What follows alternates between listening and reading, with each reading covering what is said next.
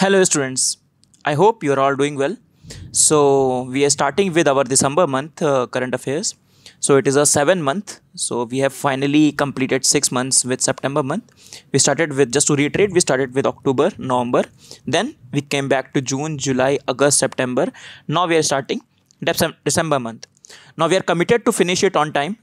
Irrespective of the dates of prelims, we will be finishing around 10th or 11th of May. We will be finishing till March. And if needed, we'll also capture the April current affair also, right? After that, we'll turn out some compilations and these things. Along with that, we are also providing impetus series, but the pace of that is relatively slow as compared to the current affairs, right? Let's start this.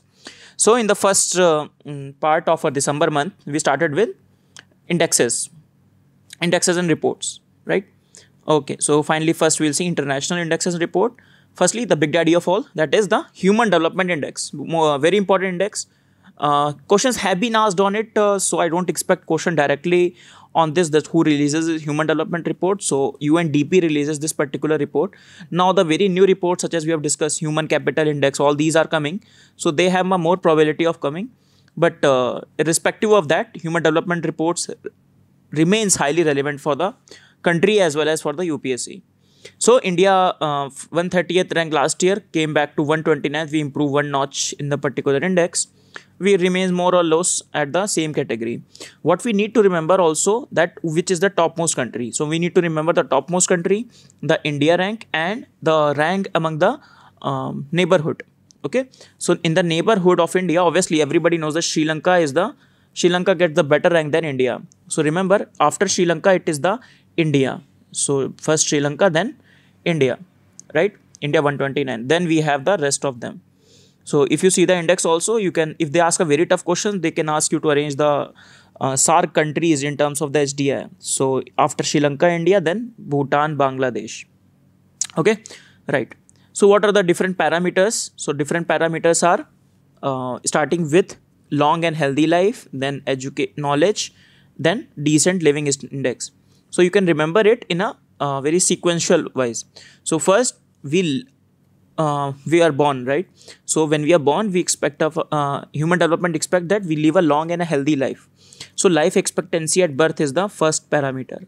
Second parameter is knowledge. Then we born, then we educate when we get the education. So first we expect how much years we gonna go to the school, right? So expectation is there.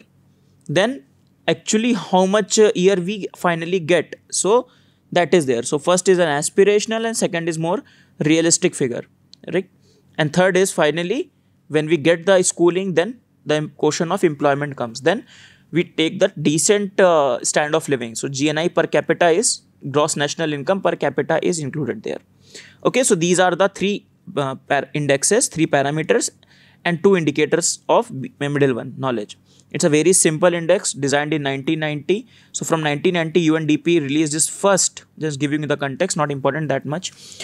So first index was released. First time the Human Development Report came, and the first time was index was released. It was based upon the assumption, it was like the previous assumptions, that our the idea of the decent life, the idea of the development is different from the idea of growth. Growth is only related to the GDP calculation. So they said that we need to go beyond it, right? We quickly move to the, because we are discussing the prelims dimensions, we quickly move to the next part. So as I told you, so Norway is the first country, Norway, Switzerland, Ireland. Then within the BRICS SAARC country, we have seen the rankings. There is one more, along with that, there are few more indexes simultaneously released. Next is inequality adjusted HDI. So we don't have to go into the criteria, how they calculate it. Just remember, they use the geometric progression. Okay. So geometric progression is measured also in that, but a slightly different formula. So what they do basically, they adjust the inequality among the nations. That what is the wealth distribution among the nations. So if we calculate India by that, India has dropped down to 130 rank. So India has now 130 rank in this. Next is gender inequality index. This one is important for our UPSC. So it has been, India has been ranked 122 out of the 162 countries. Okay. So India has 122. So remember that. So with respect to that gender inequality index, there are more parameters, more dimensions to it. So first, the dimensions are health, empowerment, and labor market.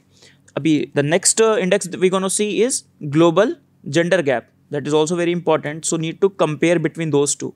So in the global gender gap, we'll also see similar dimensions, but it has 4 dimensions. Okay, but here dimensions are divided into 3. So health, empowerment, and labor market. Within health, they have considered, just one second, within health, they have considered maternal mortality rate and adolescent birth rate, which gives the female reproductive health index. On the empowerment scale, they have included education and political empowerment. So education and the political empowerment under the empowerment heading. For political empowerment, what they have choose, the male and female share of the parliamentary seat. So comparison between male and female. Then only we'll get the idea of gender inequality, right? Then similarly, highest secondary education. So secondary education, male and female proportion. With respect to the labor market, female and male labor force participation. From that, they make some different indexes, such as female reproductive health index. It will include these parameters. For the rest of them, they include the criteria, for example, for female empowerment. So empowerment of female empowerment index consists of the secondary education and the parliamentary seat. So inclusion of these two.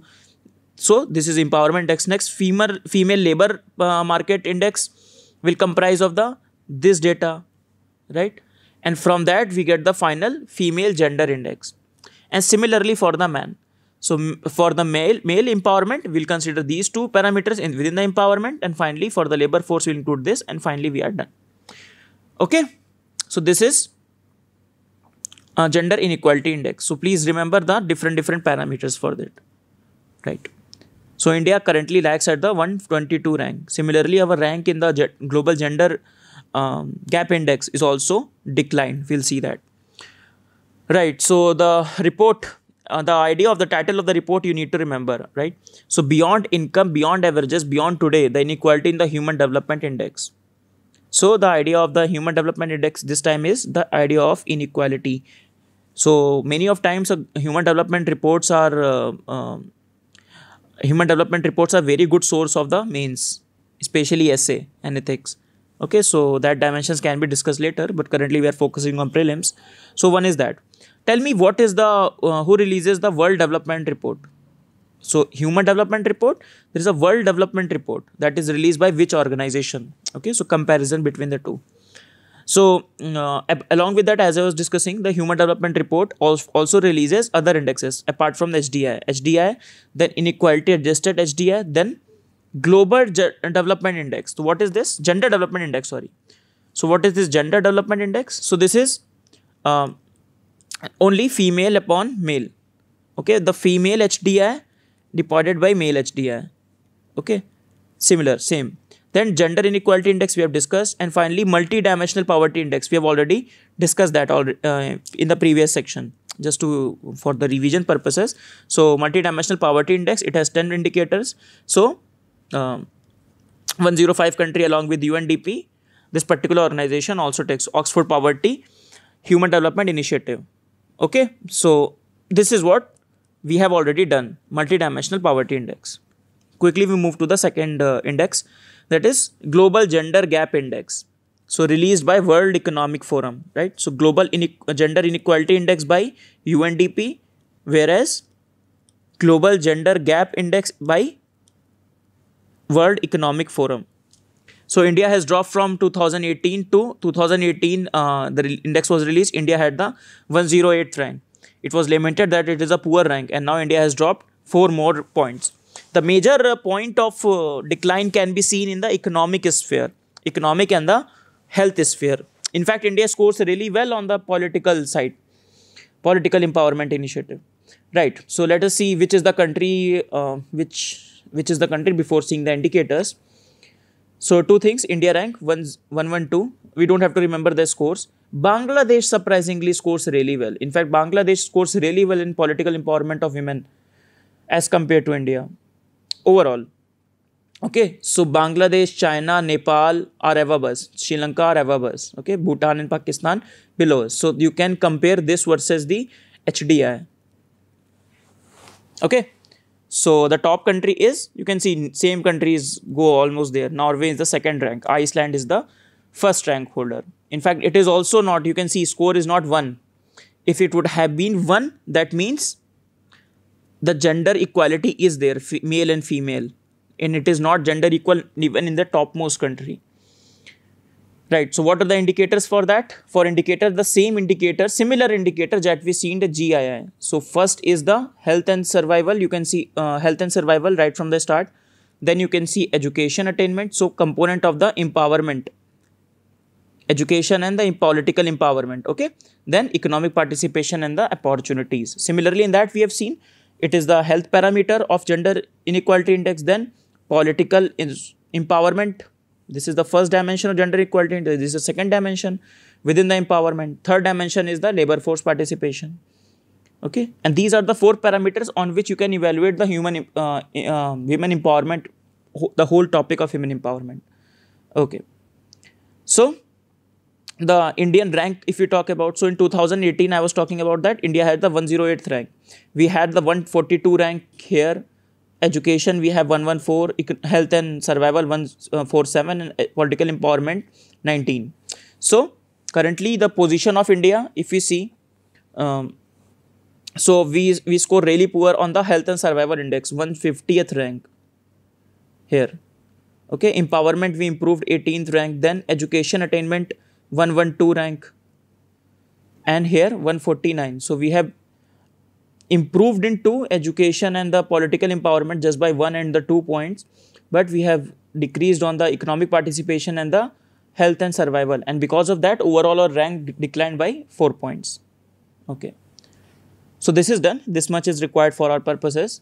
Next is climate change performance index. Actually we have discussed it earlier, climate change performance index. Just to reiterate, because it has been 2020 rank has been released, so quickly it covered 57 countries and the European Union.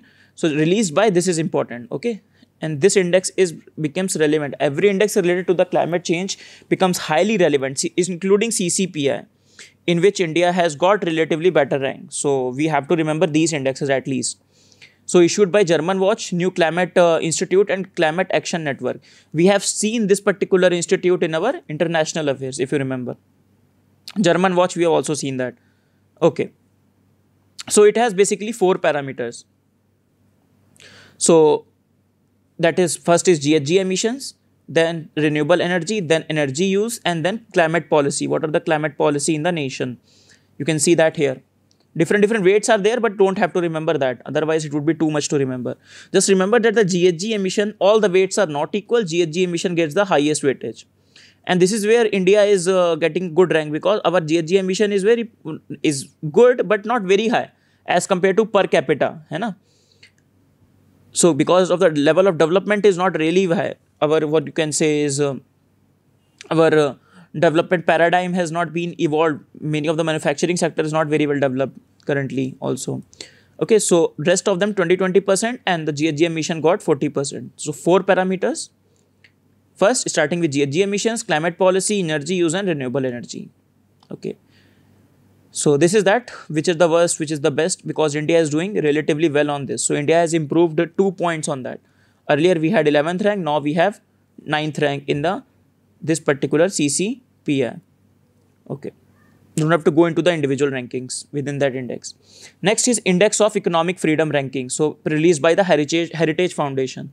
So Economic Freedom Index. So what you need to remember, Heritage Foundation, and from that you can see India will not, this question is very less probability that this index will be asked also. So Heritage Foundation is a American conservative think tank. An American conservative think tank always consider India as a very closed economy. You remember the IPR infringement issue, all the WTO disputes of India and this pharmaceutical company disputes. So India has ranked 129th out of 1 country, and India is said that we are market oriented yet, and also classify as the mostly unfree country. So not many deregulation and all these things are not there in our nation, according to this particular report. Okay, so India is criticized, so don't remember that this index will come. But still remember what is the Heritage Foundation and what is the index released by this particular organization. Next is e-commerce index. So e-commerce index is by UNCTAD. So UNCTAD, last time we have seen August month, we have seen the two reports. I've also kept it for revision purposes. So UNCTAD as an organization is also we have seen. So India is ranked on 73rd out of the 152 countries. 73rd out of the 152 countries. Okay. Right. So UNCTAD, many of the good reports that we have seen last time. Two important reports. First is commodities and development report. Okay. And second was trade and development report of UNCTAD. Just for the revision, because I hope you are revising it well. Okay. I'll try to do, as we move forward from December onwards till March, I'll try to make sure what previously we have done, we also keep it in loop so that revision purposes should always remain. Right. Next is Emerging Market Index. It is released by Morgan Stanley Capital International. Not very important, but we have to cover it for the sake of covering it, because, okay, an emerging market is there. So India is obviously there. So it includes, this index includes India, China and South Africa. They have released the weightage of the country, that which country is doing well or what is the contribution of each country in the global GDP. We don't have to remember it. Okay. Right. Next is top 100 city destination ranking. So this is by the Euromonitor International, a UK based, United Kingdom based global market research company. Top 100 city destination ranking. In fact, India has 7 cities in the top 100, starting with Delhi. Other countries like Delhi, Mumbai, Chennai, Agra is there. Agra will be there. So remember, destination city means tourist cities in India. So many of the tourist cities in India will be included in that. Okay, despite all the protests, Hong Kong remains the first in the destination. Okay, so remember that Hong Kong. So if they ask a question, then we can make, if you have not remembered this index, then you make a logic that, okay, Hong Kong, there were so many protests, how can Hong Kong be the first one? That is counterintuitive. Okay. Right. That is why it is said that you have to cram a few things. Many times logic doesn't work. Next is a 2019 report on pollution and health metrics, global, regional and country-wise report. This particular health metrics report has been released by Global Alliance on the Health and Pollution. Global Alliance on Health and Pollution. So this index releases the data that how many pollution-related deaths are there. So India registers one of the highest pollution-related deaths in the world. Okay, more than 23 lakh words pollution-related death in India. You know the air pollution in Delhi and many of the major cities in India problem. Next, again related to the climate and very important in fact, brown to green report. So brown to green report is published by the Climate Transparency and International Research Collaboration. So it gives the comprehensive review of the climate performance of the G20 countries. So top 20 economies. So mostly G20 countries. Okay, so that is why it becomes relevant. So remember, it is not G7 or G77. They consider the ranking of the G20 countries.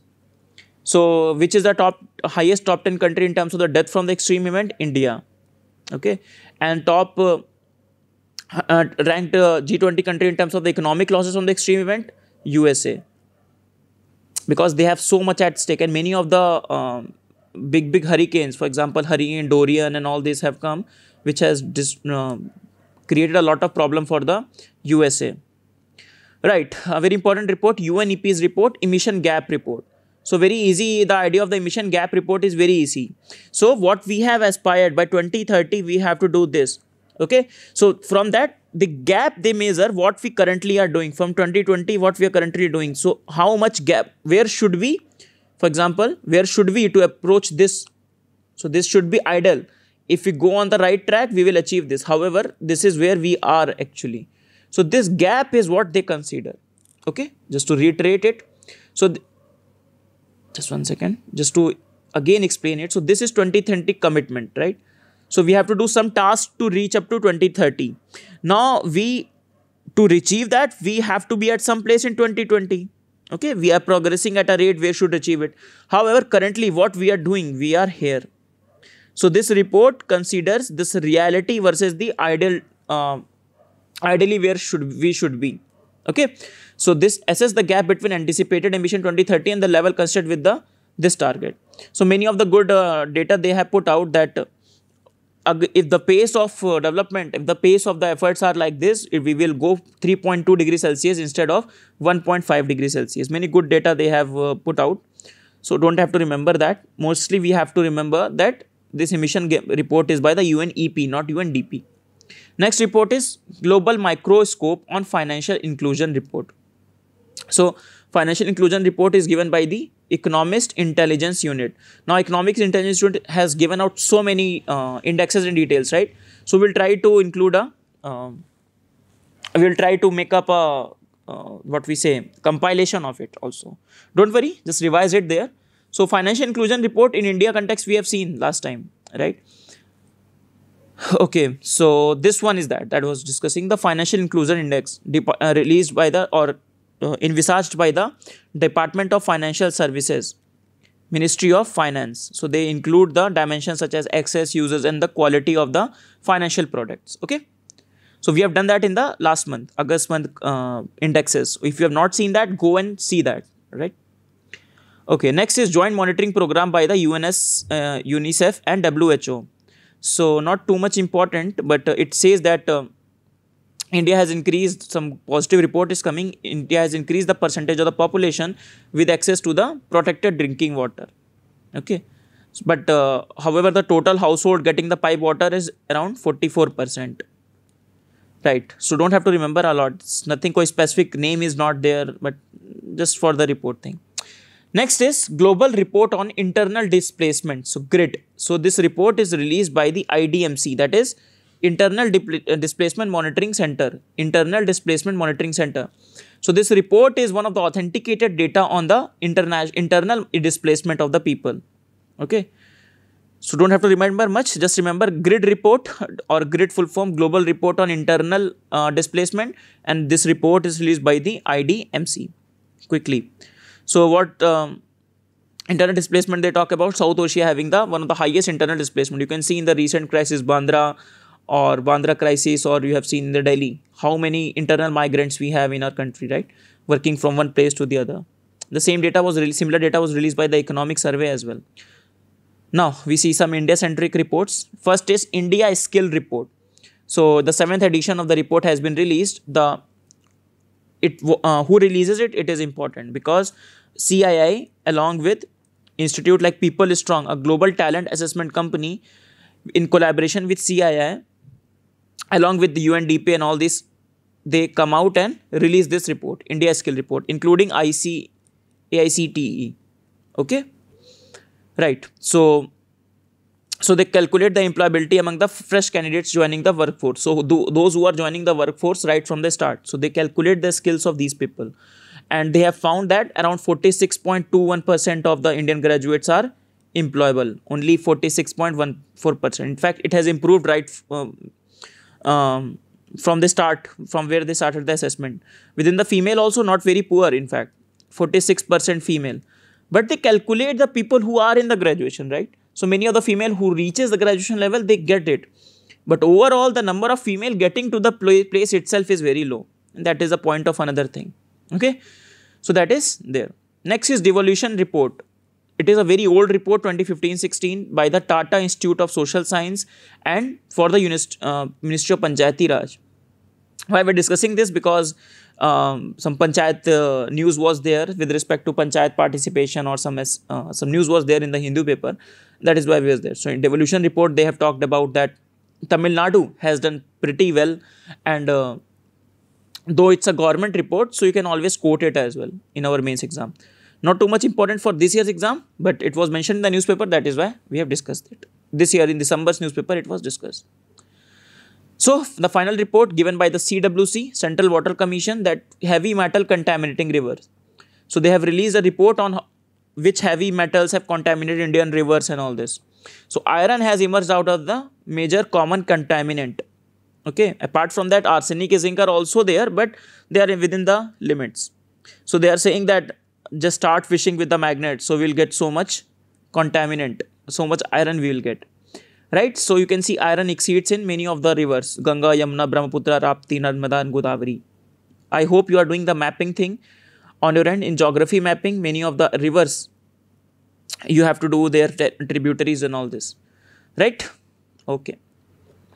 So we are done with this. Just quickly, I'm thinking to start this particular initiative from this time. Just quickly revision at the end of the video, so that what we have done, we just gather the thoughts. So we started with Human Development Index, 3 parameters: long and healthy lives, decent health living, and and knowledge, with the 2 indicators such as expected level of years of schooling and the mean years of schooling.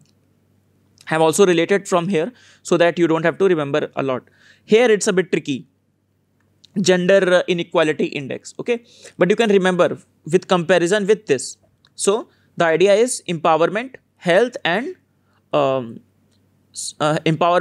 labor force participation. So that is economic. Health is survival, health and survival. And empowerment, two types: political empowerment and the educational empowerment. Similar things is there also, okay. You have to remember the indicators here: MMR and adolescent birth rate, and their education and the parliamentary seats. Okay. So next we discuss climate performance index, where India has improved 2 notches. Okay. Then index of the economic freedom. Then e-commerce index, economic freedom index by the Heritage Foundation, US think tank. Then economic index, UNCTAD. We have seen 2 reports of it as well. Then Morgan Stanley Capital International's emerging market index. Then top 100 destination ranks, released by a UK global think tank. Then pollution index, where we have seen the pollution related death, around 23 lakh deaths in India. Then brown to green report, important report of G20, which sees the climate things of the G20 countries. Then emission gap report by UNEP. Finally, global microscope on financial inclusion by EIU, Economic Intelligence Unit.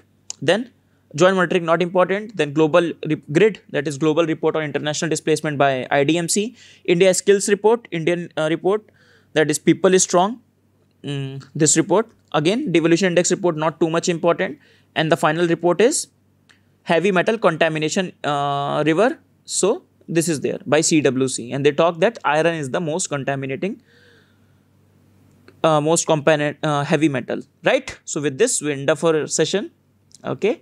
So very quickly we'll come up with, I'm just announcing it, very quickly we'll come up with the second video of the modern history impetus. In fact, within 1 to 2 days after the uploading of this video, the next video will be there. And very quickly we'll try to finish December. Any doubt, put in our comment box. Join the Telegram channel of Amrita for all the PDFs. All the PDFs are ready, including the session wise PDFs. We are uploading each PDF session wise, right? Okay, then see you in the next class. Thank you, everyone.